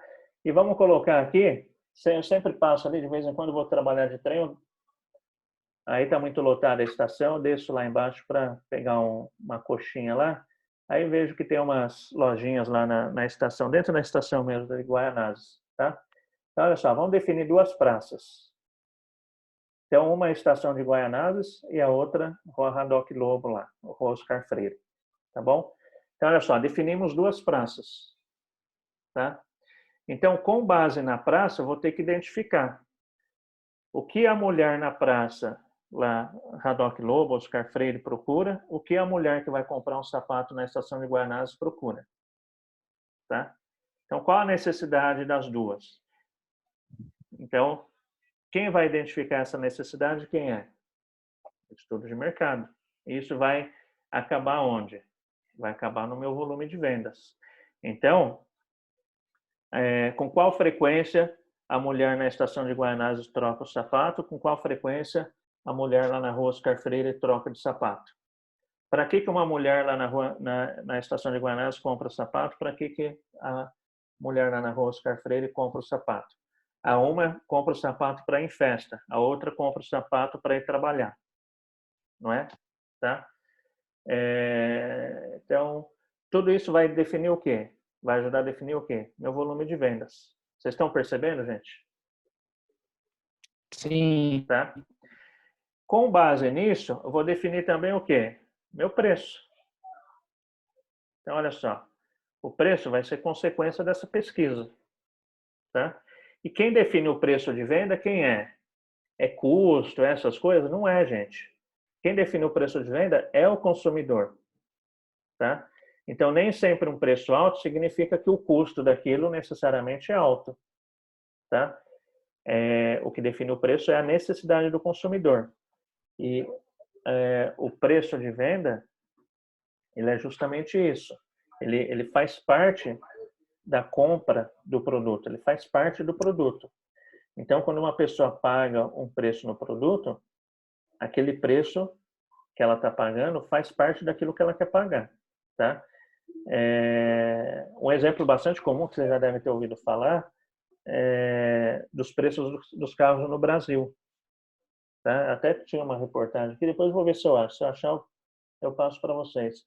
Mas era um diretor, um presidente da Mercedes-Benz aqui no Brasil. Ele perguntava, ele foi entrevistado tal, e respondeu de maneira bastante clara e objetiva e direta. Ele pegou e falou, por que que eu vou deixar de vender um carro Mercedes-Benz por R$260 mil no Brasil se é o que se querem pagar? Tá?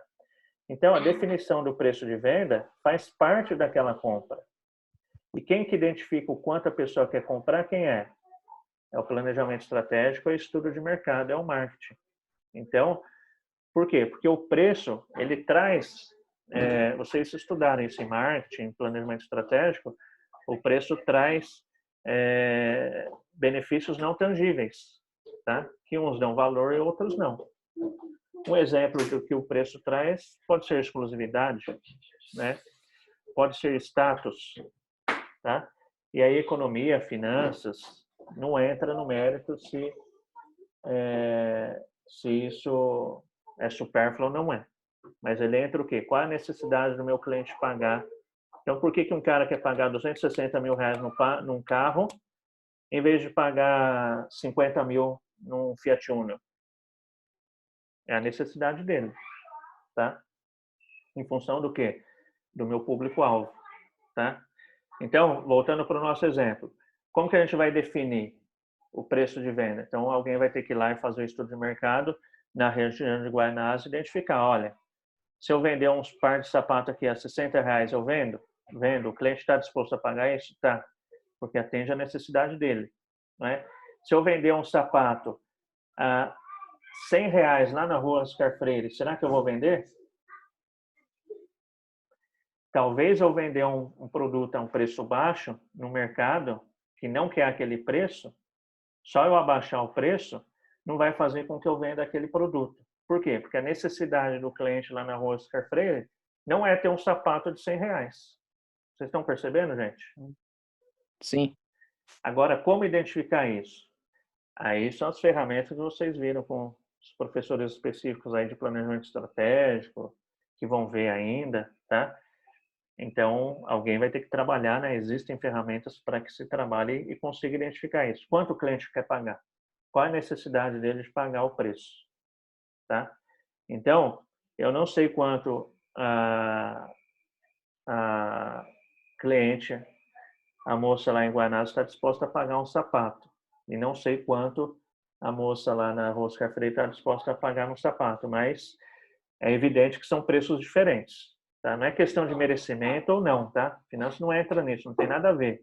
Ah, está comparando, desmerecendo uma área em relação a outra. Não, não é isso.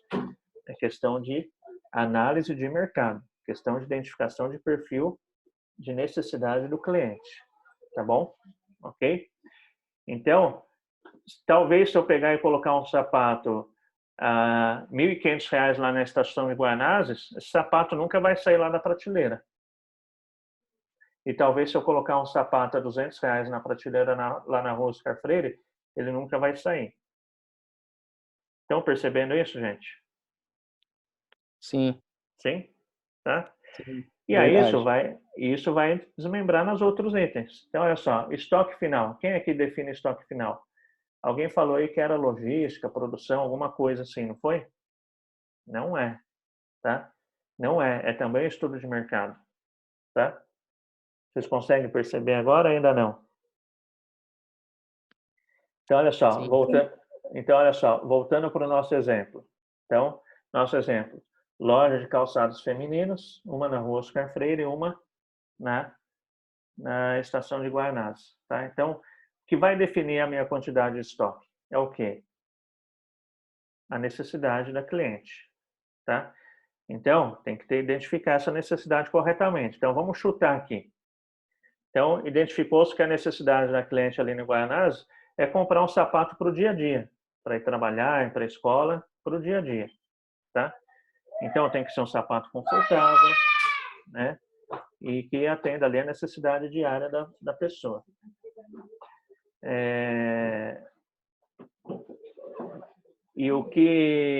Qual é a necessidade da cliente lá na Rua Oscar Freire? Então, por que ela entra numa loja para comprar um sapato? O que faz ela ir comprar um sapato lá na Rua Oscar Freire? Né? Qual é a necessidade? Então, talvez em festa, né? Talvez seja isso. Então, vamos supor que sim. Quem vai identificar com precisão aí, com precisão isso, é o estudo de mercado, é a análise estratégica, tá? Então, qual a necessidade? Então, olha só, em função da necessidade, isso vai influenciar no meu estoque, que é o exemplo que a gente está dando aqui agora. O que ocorre? Então, vamos supor, necessidade da cliente Guaianazes, sapato para o dia a dia, ali para ir trabalhar, tal, né? Tem que ser um sapato confortável. Então, se é um sapato para o dia a dia, não há necessidade de troca frequente, então você pode usar ele um bom tempo, tá? Você pode usar ele um bom tempo. Provavelmente ali, se você tiver na escola, na condução ou no serviço, encontrar uma mulher encontrar uma outra com o mesmo sapato, mal vai perceber que está com o mesmo sapato. Não é isso? Tá? Já para ir numa festa, a necessidade é outra. Então, a mulher que vai comprar um sapato para ir numa festa, ela está procurando o quê? Provavelmente exclusividade. Então, se ela quer exclusividade, o que acontece? Eu não vou poder ter sapatos iguais, ainda que tamanhos diferentes. Eu não posso ter lá o mesmo modelo de sapato, ainda que tamanho diferente. Por quê? Se a necessidade dela é exclusividade para que ela vá numa festa, então eu vou ter que ter uma gama de estoque grande, porque eu não vou repetir o modelo nem que seja em números diferentes. Então, eu vou ter que ter uma gama grande ali de sapatos únicos. Então, eu vou ter uma grande quantidade de sapatos, mas sapatos únicos. Para quê? Para que atenda essa exclusividade. Para quando ela não for, para que ela não corra o risco, para que essa cliente lá da Rua Oscar Freire não corra o risco de, quando ela for numa festa, ela encontrar uma outra com sapato igual. Tá? Sem falar aí na questão da incidência do uso, né? Então, ali para o dia a dia, a gente repete sapato para o dia a dia? Sim, é claro. Então, você trabalha a semana toda com o mesmo sapato, não é? Será que a necessidade da cliente lá na Rua Oscar Freire, de sapato, de exclusividade, será que ainda que ela tenha 3 festas no mês, ela vai usar o mesmo sapato? Quem vai responder isso? O estudo de mercado. E essa questão de como eu vou usar, para que eu vou usar, né? Posso repetir, não posso, vai influenciar onde? Na minha quantidade de estoque. Vocês conseguem perceber?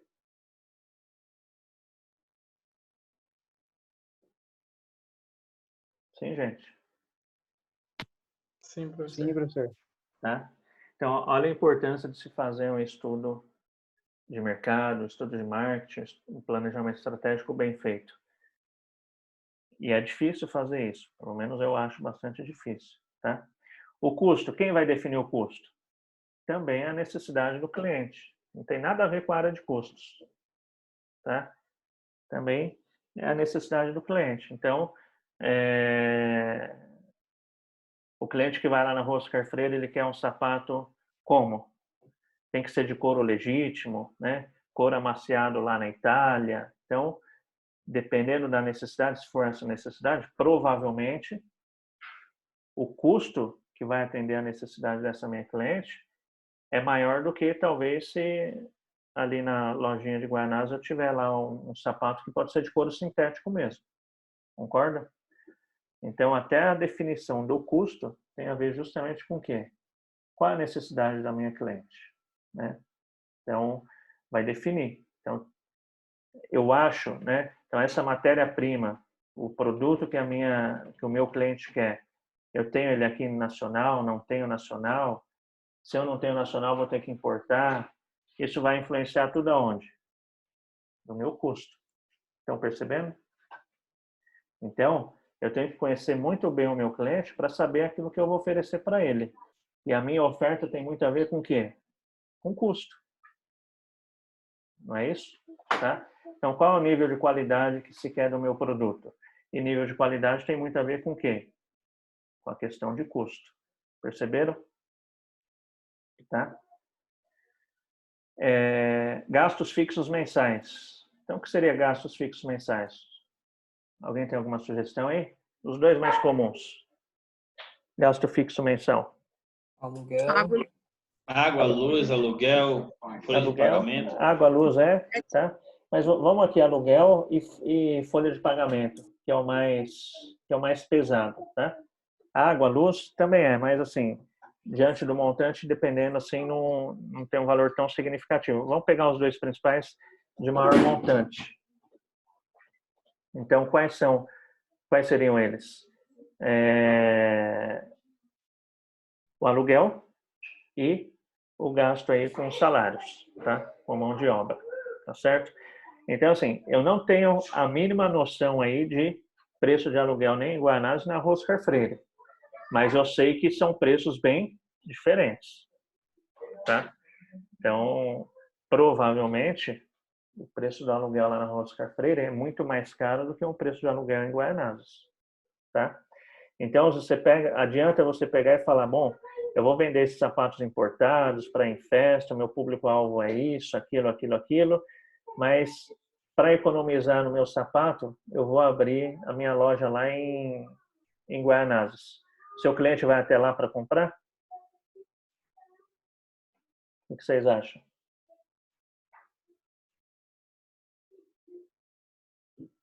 Não. Não vai, né? Da mesma forma, o contrário também. Você fala, bom, identifiquei aqui a necessidade da minha cliente em Guaianazes e tal, mas como eu moro ali perto da Rua Oscar Freire, eu vou abrir uma loja ali mesmo. Sua cliente ali de Guaianazes vai lá para a Rua Oscar Freire para comprar o sapato dela?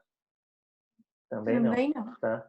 Então, a sua loja tem que estar instalada no local certo. No local certo, você vai ter influência num gasto fixo importante, que é o qual? O valor do aluguel. Tá? Um outro gasto fixo bastante importante também, bastante relevante, é o gasto aí com mão de obra. Então, você tem que analisar qual é o perfil, qual a necessidade do seu cliente. Então, lá na Rua Oscar Freire, provavelmente os vendedores que vão ter que ter naquela loja, talvez tenham que, pelo menos, falar um inglês fluente e arranhar um francês. Tá? Quem fala inglês fluente, arranha um francês, um espanhol, alguma coisa, provavelmente vai ter um salário mais alto do que quem não faz isso, não é? Tá? Ok? Então, olha só, lá na loja de Guaianazes, eu preciso contratar uma pessoa que seja fluente em inglês? É a necessidade da minha clientela de lá? O que vocês acham? Não é. Não. Tá? Eu até posso contratar, mas a pessoa chegar lá e falar para mim, né? Montei minha loja lá em Guanazes, tá? A pessoa chega e fala para mim, eu falo inglês fluente, fala, que legal, mas para o meu negócio isso não vai agregar em nada, perceberam? Tá?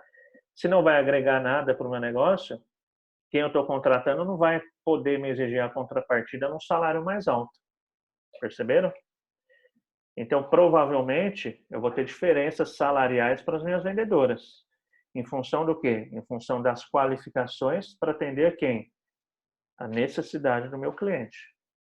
Perceberam? Tá? Ok? Tranquilo? Dúvidas? Até aqui não. Olha só.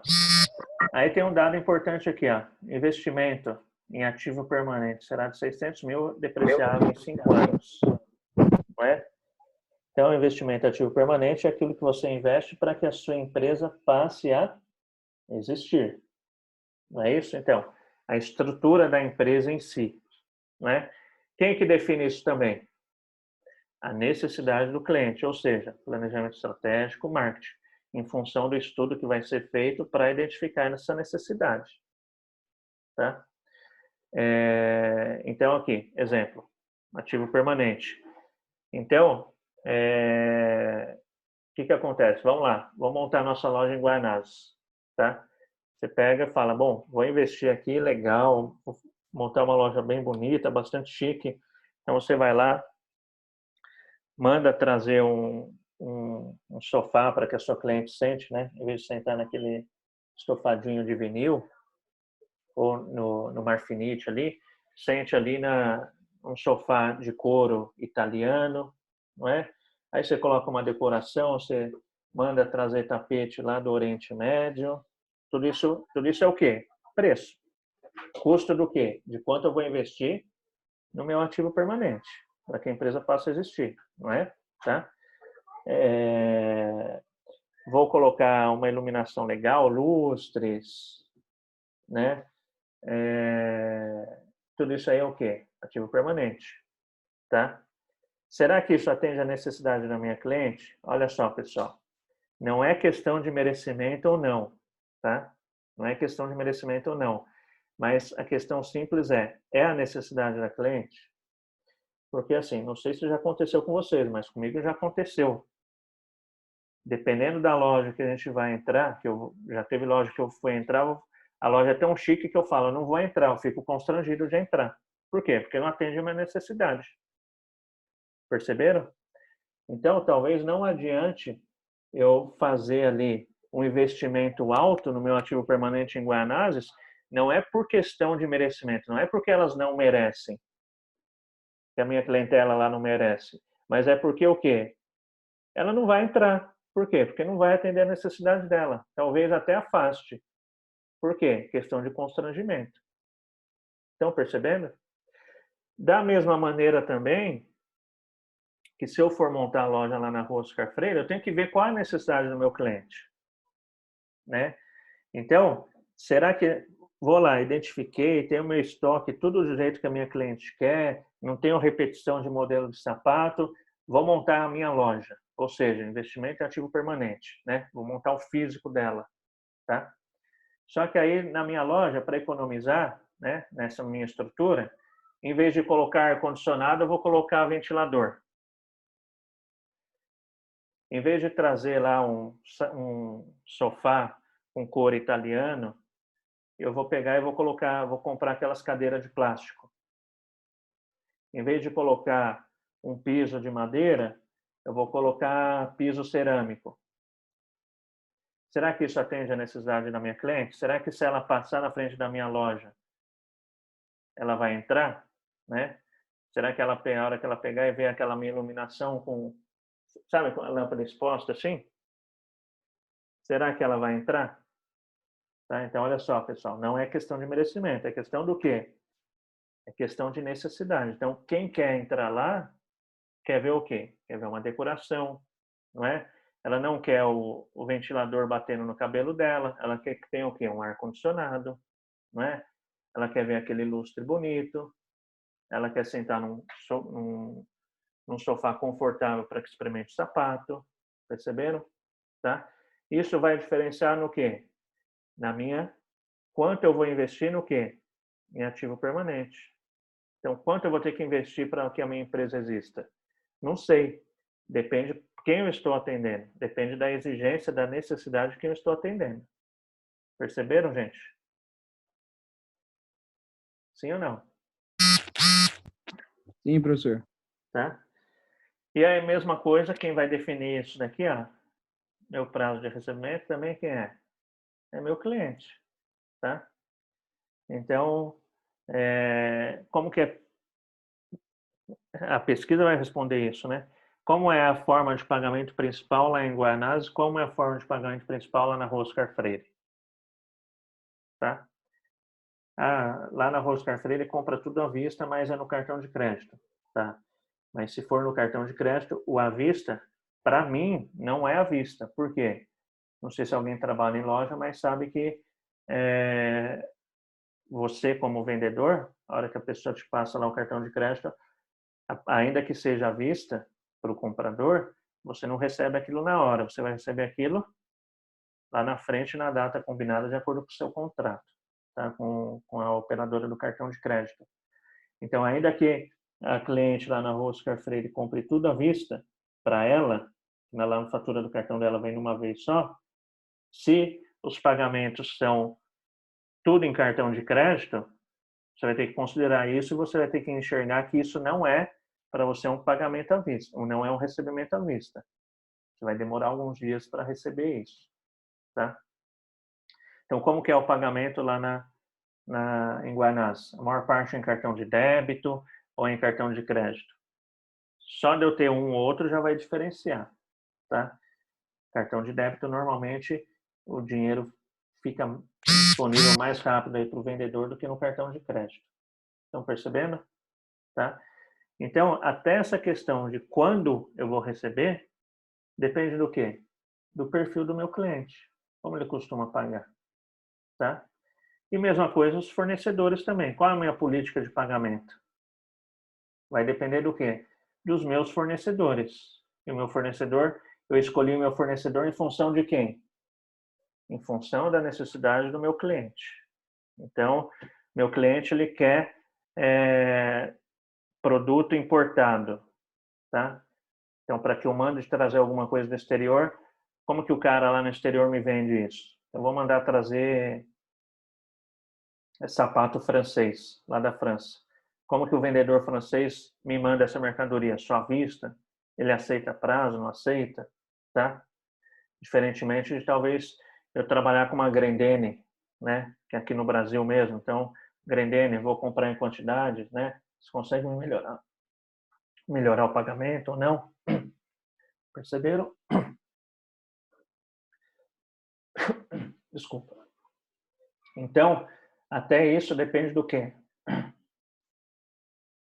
Da necessidade do meu cliente. Perceberam, gente? Ficou claro? Sim. E quem define esses números aqui não é finanças? Ok? Então, eu quero deixar isso bem claro para quê? Para que, na hora que você for fazer o seu plano de negócios, vocês vão ter que se dedicar, né? Porque vocês estão vendo todas as disciplinas, vocês vão ter que dedicar e ter essa visão de que quem levanta esses números não é finanças, mas é justamente um estudo de mercado bem feito, tá?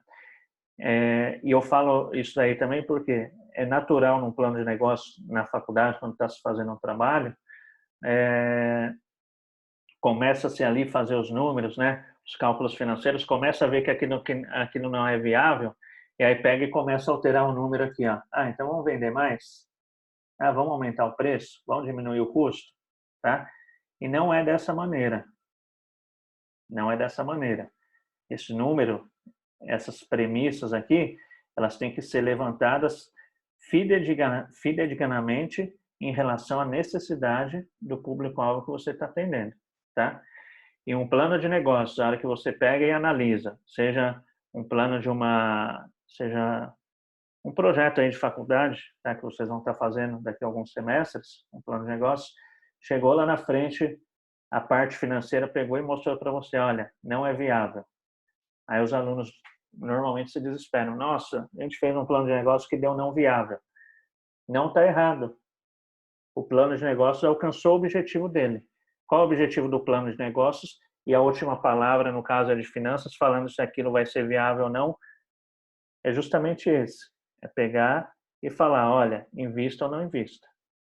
Então, ainda que você faça um plano de negócios e o plano de negócios, lá na última parte, ele pega e fala que foi inviável, ele cumpriu a missão dele, tá? Por quê?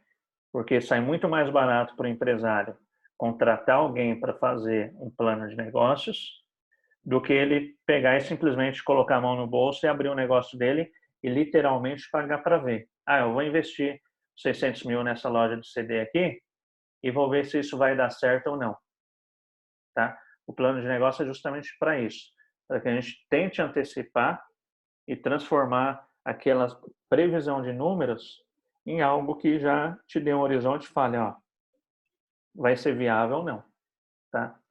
E nem todo negócio que dê inviável também morreu ali, tá? Então, você fez uma análise ali, deu como inviável do ponto de vista financeiro, existe uma margem aí para que a área de marketing, planejamento estratégico, talvez reveja alguns números, né? Finanças pode sugerir, ó, se mexer um pouquinho aqui no custo, talvez no prazo, né? Talvez fique viável. E aí, claro, marketing, planejamento estratégico volta para trás, reestuda, vê se aquela proposta de adequação pode ser colocada em prática ou não. Sendo em prática, faz o ajuste e torna viável. Não sendo, volta para trás e fala, ó, de fato, se você investir nesse negócio, vai ser uma fria. Então, deixa de vez, tá? Então, o que vocês têm que ter em mente é isso. Uma análise de projetos, uma análise de negócios, ainda que ela identifique que o projeto não foi viável, ela cumpriu o papel dela, que é justamente isso. Tentar se antecipar com aquilo que vai ocorrer lá na frente, tá? Então, empreendedores, empresários que procuram uma certa segurança, eles fazem aí com bastante frequência contratação aí para consultorias para elaboração de planos de negócios para que ele responda, para que esse consultor responda com um grau de certeza bastante alto se, olha, vale a pena investir ou não vale a pena investir. Tá certo?